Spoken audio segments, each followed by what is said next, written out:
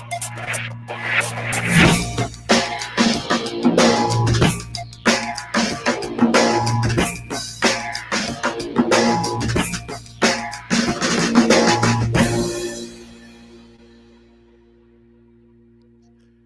there, everybody. Welcome to today's Daily Distinction. I'm really glad that you're here. Thanks for joining me. Hey, thanks. We've got, hi, Shirley. Hi, Scott, watching on Lisa. Great to see you. Hey, everybody on Instagram. Glad that you're here. Hey, everybody on YouTube and Facebook and Twitter. So thrilled that you are here today as we start another week in captivity. Anybody else starting to feel like a zoo animal?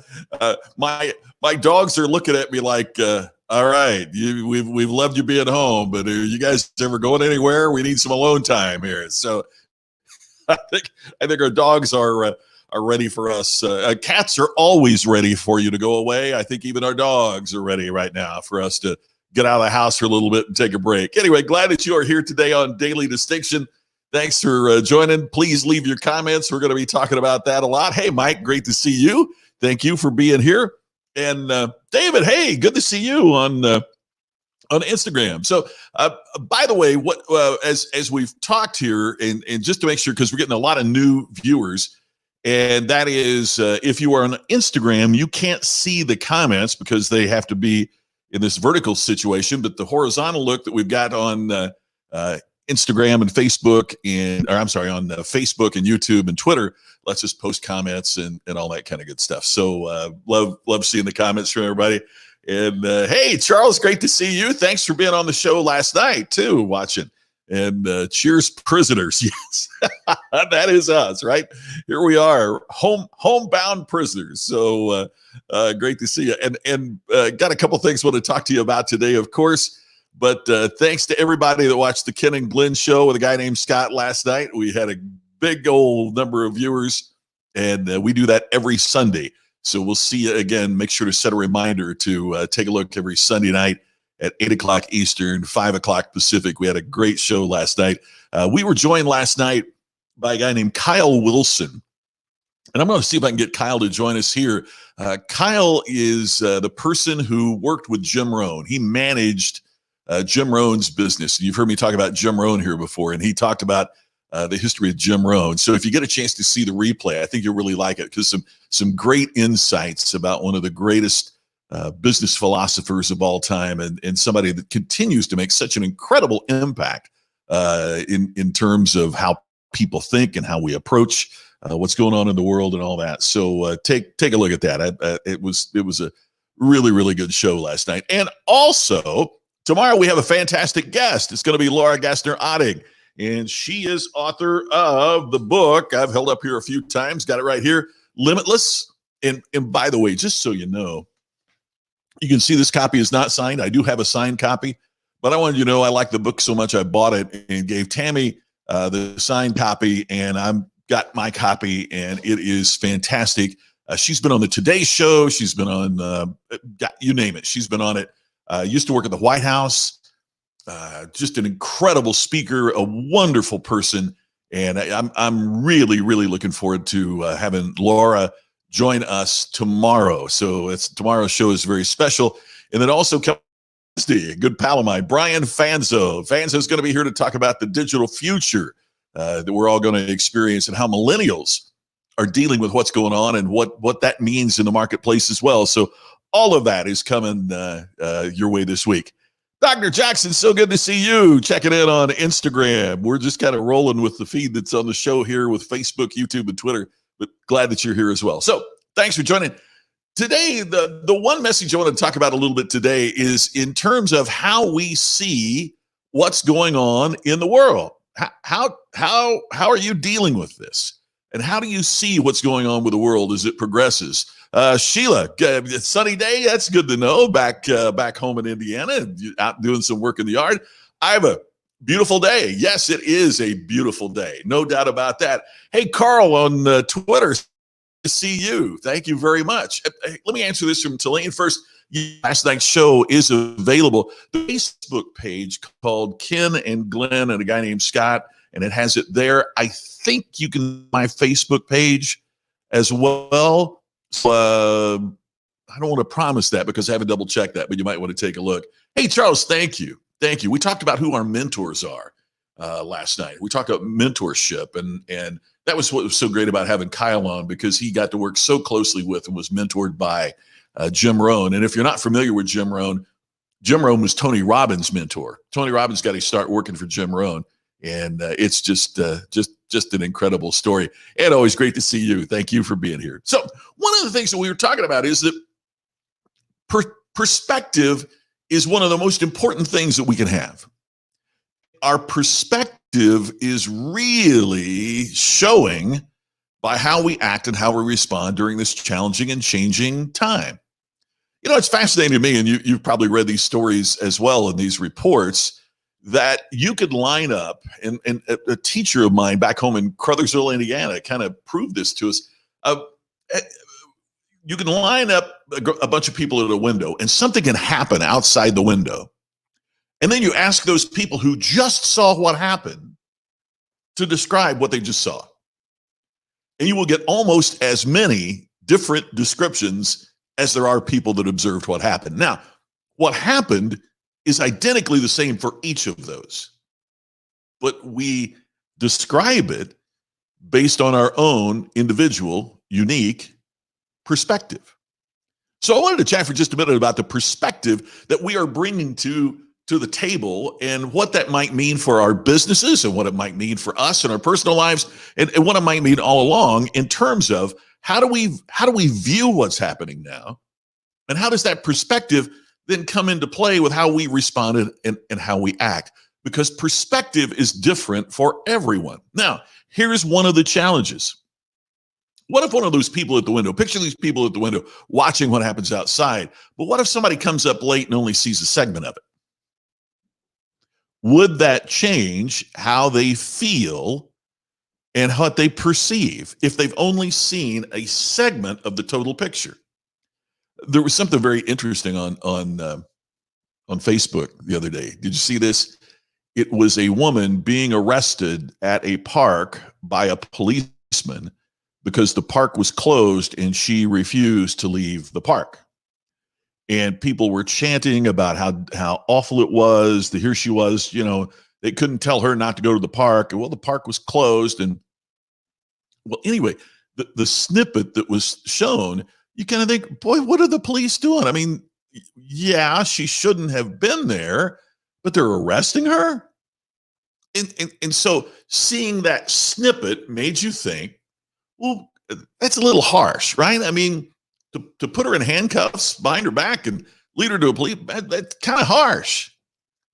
Until somebody posted the full video that showed that police officer for about 15 minutes being incredibly nice and trying to say, hey, look, please, I'm sorry, but I have to enforce the regulations that the city has approved. And so my job is to enforce it. And I got to do it. And I understand, you think being outside is great, but there might be, the virus might be on the drinking fountain that you're using or on the swing set.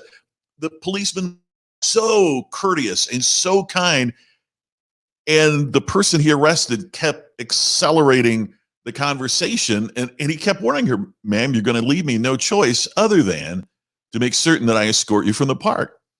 It totally changed your perspective when you went from seeing this much to seeing this much. Perspective is incredibly important. By the way, think about this. Are you listening to people, whether it's online or in the news, reporters, commentators that are seeing this much and therefore they can't report on this much? What is the perspective that's coming into play? Here's the second thing.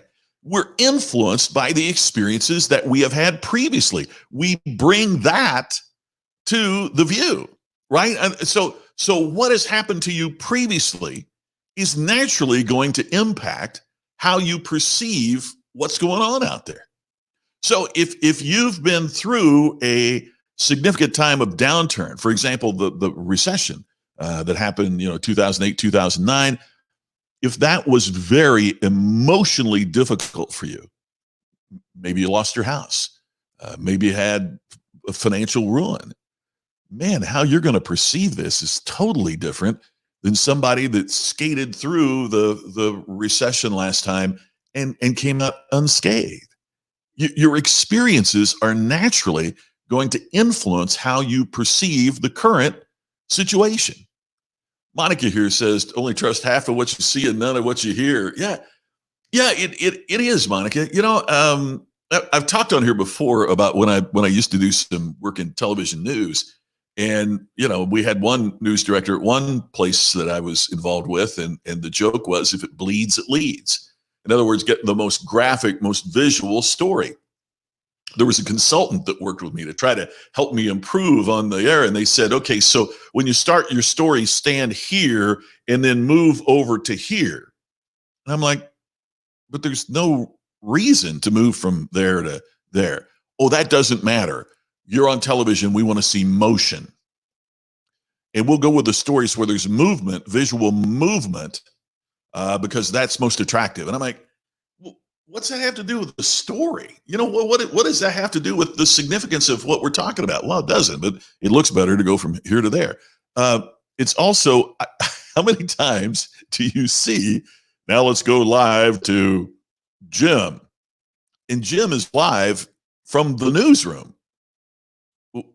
It's just to get different looks and different movement.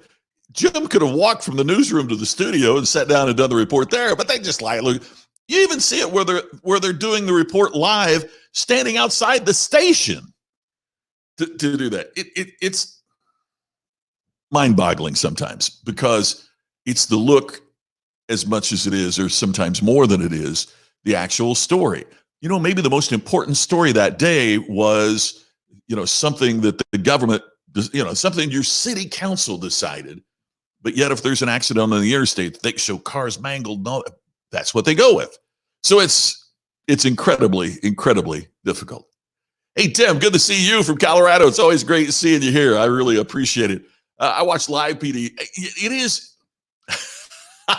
Sheila says, the policemen have so much patience, I would be using my taser constantly. Yeah, you're rude. I would be, Sheila, I would be the same way. I would be the same way. And look, I'm a professional speaker. There are bad speakers.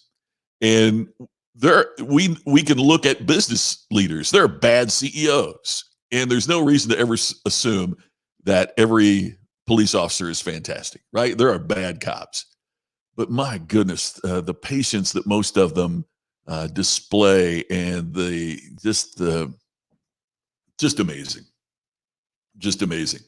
Yeah, now they're live from their living rooms or basements.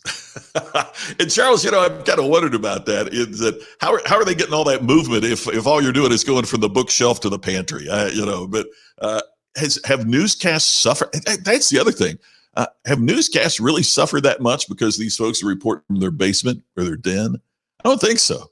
Anyway, what we have to do is to think about the perspective that we have. Now, I'm not asking you to change your perspective. That's not the point of what we're talking about today.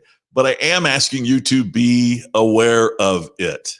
We get this echo chamber, and the echo chamber is we watch the news that agrees with our philosophy. We look for the stories that agree with what we've already decided. We seek to reinforce what we're already thinking. So if you think that what we got to do is hunker down and everything's going to be back to normal, going to be back to what it used to be, if that's what you think, then guess what you're seeking out from the information sources that are out there? You seek to see things through that perspective. Otherwise, we'd be reading and looking and enjoying something different. As Phil says here, it's that echo chamber. It's the man who hears what he wants to hear and disregards the rest, from the Simon and Garfunkel song, The Boxer. Yeah, so true, so true. So what we have to do is to understand that and maybe broaden our perspective a little bit. Here's the second thing. Be aware that you can be imprisoned by your perspective. If all you do is work in that echo chamber and try to find something that agrees with what you've already decided, that's going to be a significant challenge. That's going to be a challenge for you. So what we have to do is to think about broadening our perspective. But here's the final thing about it that's so important. What we choose as our perspective is dramatically going to influence about what we feel. My point is this. Tammy and I were talking, and one of the things that came up said, like 20% unemployment. And that's horrible. I mean, when you go from If the unemployment rate's 2-3%, basically those are the people who don't want to find a job, right? I mean, if you want a job when the unemployment rate's only a couple 3%, I mean, if you want a job, you're able to find a job. Boom. Now, if it goes up like 20%, holy cow, 20%. And we were talking about that, and all of a sudden it struck me that 20% unemployment means that 4 out of 5 people are still working.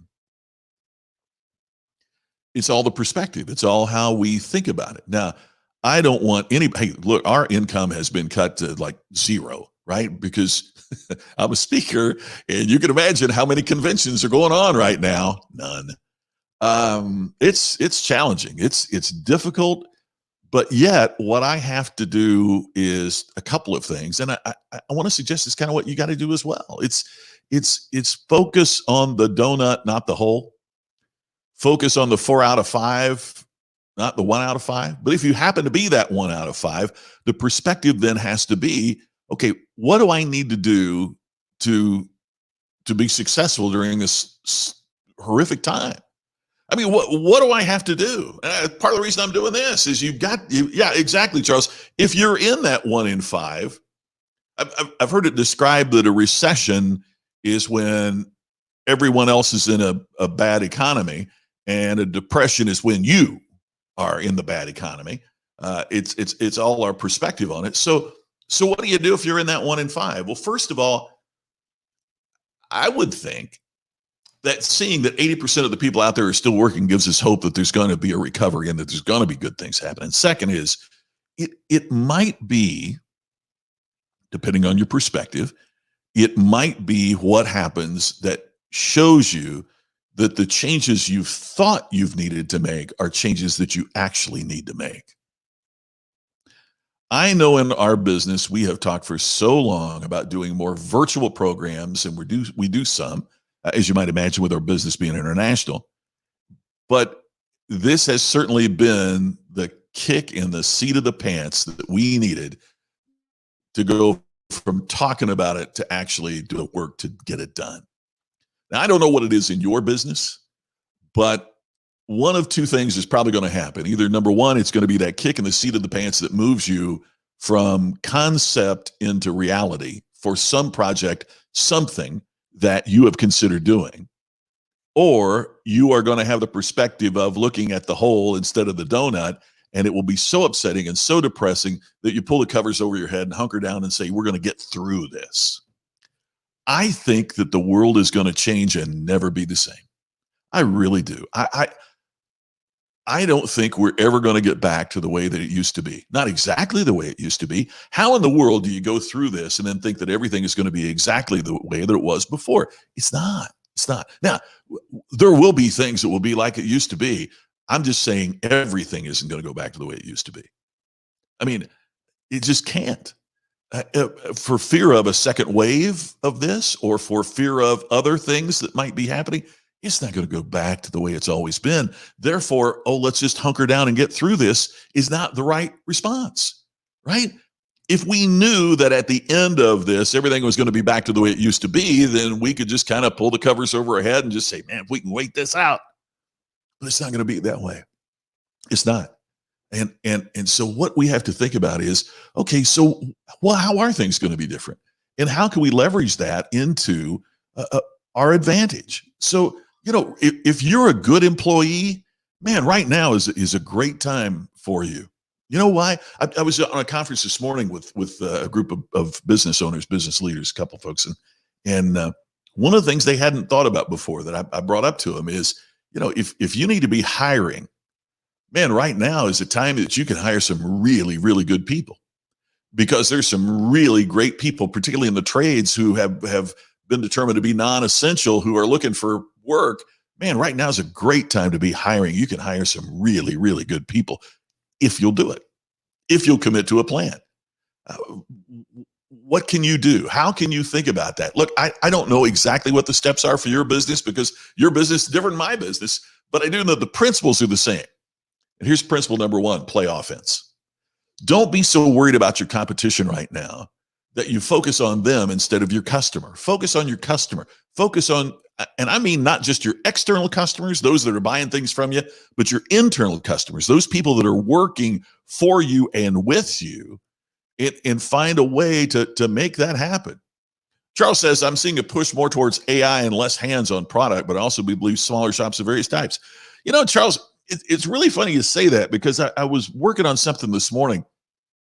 My mom and dad owned a grocery store, and therefore I've always been interested in that business. But I've got a good buddy who works with Kroger, and one of the things I was thinking about is the company that he works for and the business we've been in and just using that as an example for all of us is, we're getting our groceries delivered to the front door, basically, right? I mean, we signed up for Instacart. It was $9.99 a month, and your delivery now is free. And I'm wondering if that business is going to change. Okay, so if that business is going to change, how's it going to change? Well, Kroger, for example, has been building these huge, enormous superstores with everything in it. Well, what happens if your customer changes and decides, I don't want to go to these huge, enormous stores when they'll bring it to my front door? Why not do that? I mean, look, one of the things and Monica makes a great point. Smaller shops are more nimble. They can shift and pivot on a dime, and these large companies can't. And it makes you wonder, what if these types of things are changing forever? See, for a business I would hate to be in right now is commercial real estate. And Colliers has been a client of mine, and I apologize in advance for saying that. But man, so more employees are going to think, this working at home thing maybe isn't so bad. Or companies are going to think, hey, if we can get our employees to pay for their own working space and we don't have to spend millions of dollars a month on rent, maybe that would be the thing. Creativity is derivative, but different. Okay. Most people think of creativity as blowing everything up and throwing the baby out with the bathwater, and we got to be chaotic to be creative, innovative. Not true. The best, most innovative ideas are derivative, but different. Here's what I mean by that. Enterprise rental car. When the Taylor family is starting Enterprise rental car in St. Louis, they're going up against the big players, the Hertzes and the Avises. So they were just trying to think, what can we do different? Because there's zero product variation, right? The Ford I get from Hertz is identical to the Ford I would get from Avis. So there's nothing I can do like building a better, different pen or a different look or whatever. I mean, the car's the same. Okay, so how do you differentiate if your product's identical to your competition? So they're sitting there and they're thinking, all right, what can we do? What if we brought the car to the customer rather than making the customer come to us and get the car? What a great idea, right?